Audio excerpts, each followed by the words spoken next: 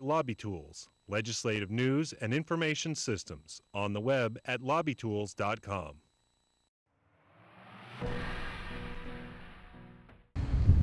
A multi-billion-dollar decision will be made at the state capitol this spring. The state legislature must decide whether or not to expand Medicaid.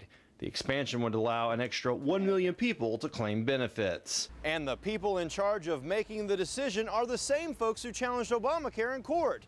They lost the larger lawsuit, but were able to make the Medicaid expansion optional. Since then, Governor Rick Scott has been building a case against the expansion, predicting state costs as high as $26 billion. There's a lot at stake here in Florida's choice today. State lawmakers heard testimony to the contrary Monday. A Georgetown researcher says Florida could actually save money by expanding Medicaid. It would be much better to give these people preventive and primary care up front. They won't have to bankrupt themselves, and they hopefully won't get as sick and wind up in the hospital. The savings could be as high as $100 million a year. The prediction is based on the expansion offsetting other state costs like mental health services, substance abuse programs, and emergency room visits.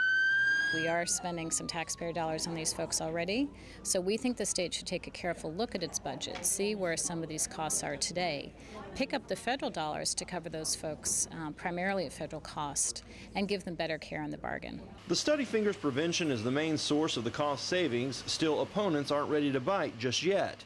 They say even though Florida may save money, the federal government will still have to borrow to pay the state. Reporting in Tallahassee, I'm Whitney Ray.